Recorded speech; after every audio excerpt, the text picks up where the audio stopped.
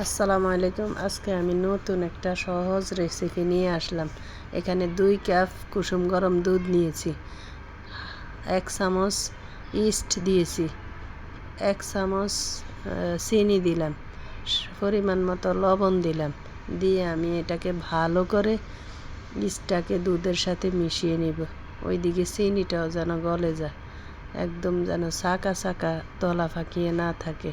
তারপরে আমি আটা দিব, অল্প অল্প করে আটা দিব এবং সাথে একটা ডিম ভেঙে দিব। ডিমটা দেওয়ার কারণ হলো রুটিটা অনেক সফট হয় এবং টেস্টও ভালো আসে। অল্প অল্প করে আটা দিয়ে আমি সুন্দর করে একটা রুটি বানানোর ডোয়ের মতো ডো তৈরি করে নিব। এই ডোটা আমি এমনভাবে মেখে নিব, যত এই ডোটাকে মাখানো হবে তত রুটিগুলি সফট হবে। এই যে আমার ডোটা মাখানো হয়ে গেছে। আমি একটু তেল উপরে দিয়ে মালিশ করে দিব যেন ড্রাই না হয়ে যায়। এইবার আমি ঢেকে রাখবো। আমি এই ডোটা বানিয়েছি রাতে ঘুমাতে যাওয়ার আগে। এখন আমি সকালে উঠে দেখি আমার খামিরটা ফুলে অনেক ডাবলের চেয়েও ডাবল হয়ে গেছে। এইবার আমি একটা রুটি বানিয়ে নেব। রুটি বানাবো গোল করে।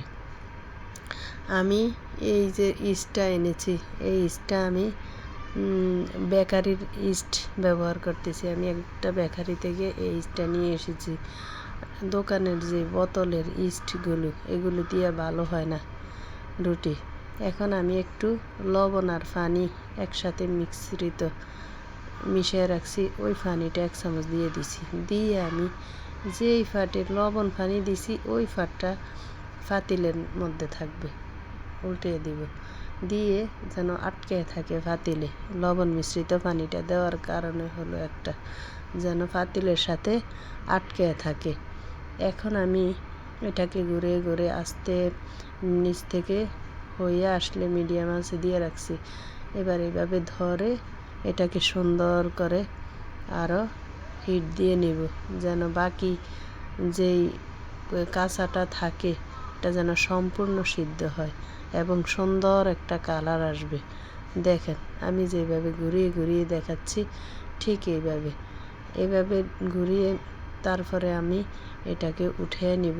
উঠাইয়া আপনারা এটা দিয়ে চিকেনের ঝোল বা মাটনের ঝোল বা গরুর গোশের ঝোল দিয়ে মজা করে খেতে পারেন।